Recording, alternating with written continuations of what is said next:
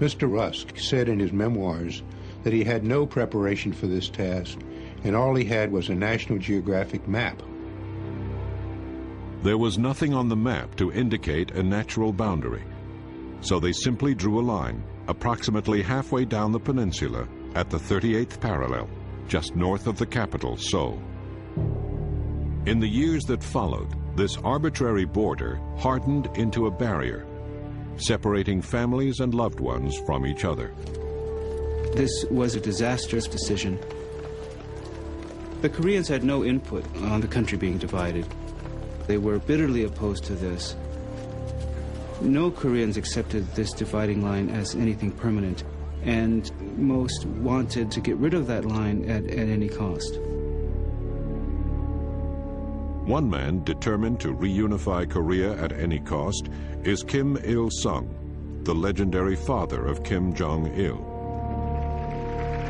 Chosen by Soviet Premier Joseph Stalin to lead North Korea, he will become like a god to his people. But his dream of reunifying his country will result in a devastating catastrophe.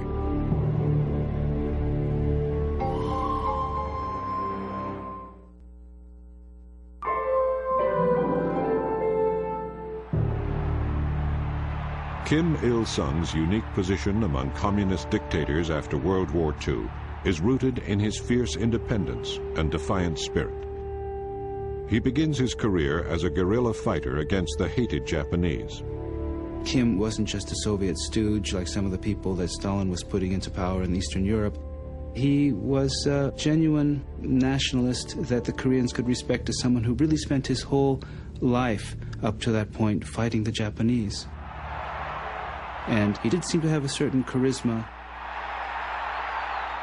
The legends of his daring do, of course, were very much used, and the cult of personality immediately began to be put in place and has continued to this day. The systematic development of Kim's cult of personality depends primarily on a ceaseless campaign of propaganda. It seems as if Kim Il-sung was the sole independence fighter against the Japanese. That Kim Il-sung is a military genius. That's how children are taught. We were told that he crossed the river on a bridge of leaves, and that he threw pine cones, and they turned into grenades.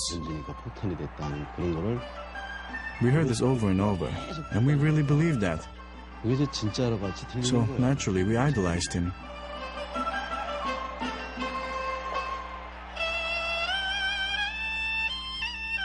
The idolization of Kim Il-sung goes beyond the usual barrage of half-truths and hyperbole.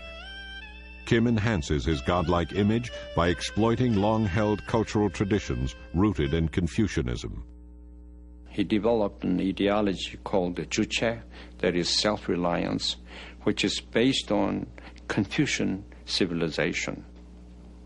It's Confucian civilization in the sense that you have the family system, and the state is an extended version of the family, and therefore the leader is a father. And North Koreans think that way about their leadership. The leadership they support because they're the parents. And they don't choose their parents. They're simply there. That's what underlies the Juche ideology. Juche uses the kind of organic metaphor of the whole society, the state, as a single body, with the head being the leadership and the people being the main body of the society, and that you can't have one without the other. People have to move as one entity. Unlike Marxist-Leninist ideology, this is a more spiritual determinism-based doctrine, which is Confucianism. When you have the will, you can move the mountains.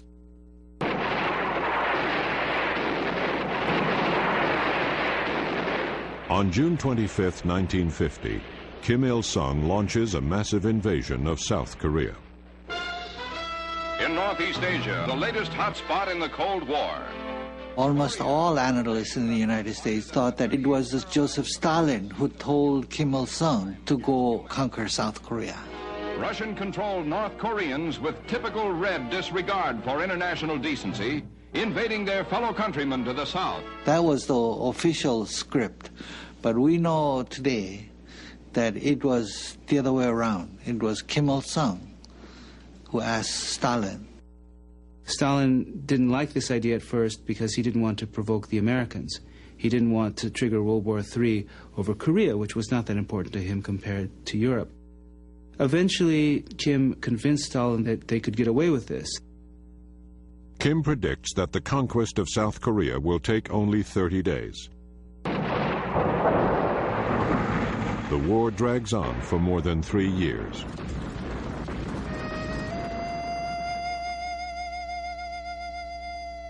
The tragedy is still vivid in my mind. I was 15 at the time. It was frightening. All houses burned down. Rubble, block after block. Burning. Starvation. Everybody living in sheds. When I think of those days, I shrivel. I tremble. When the ceasefire is finally declared in 1953, North Korea has gained nothing. The original border at the 38th parallel is restored. The country is still split in two. Nearly 400,000 South Koreans have died. 37,000 Americans. North Korea and its ally China have lost 1,400,000. The Soviet Union has suffered virtually no casualties. Kim was clearly disappointed at the low level of real military backing that he got from Stalin, and that created a level of mistrust that he never completely overcame. This sense of mistrust and betrayal reinforces Kim Il-sung's philosophy of self-reliance at all costs. It will guide his actions and those of his son and successor Kim Jong-il for years to come.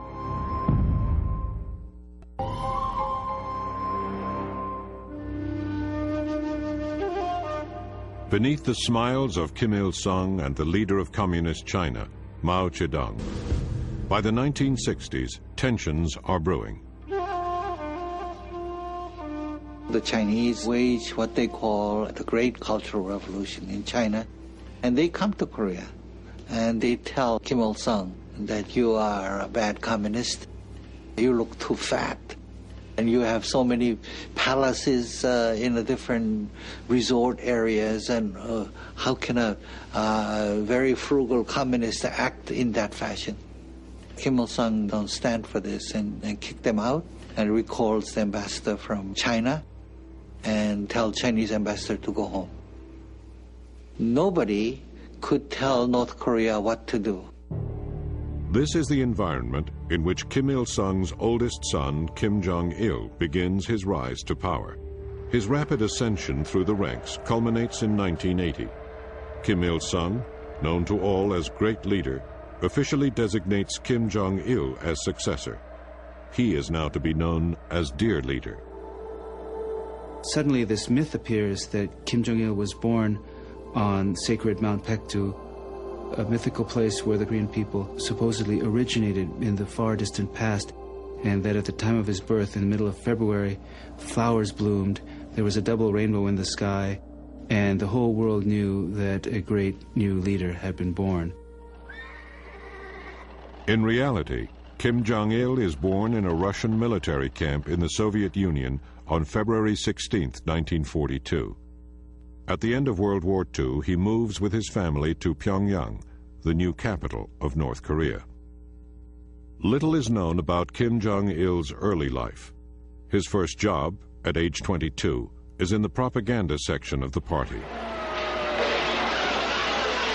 He made propaganda films, he made musicals, he staged plays.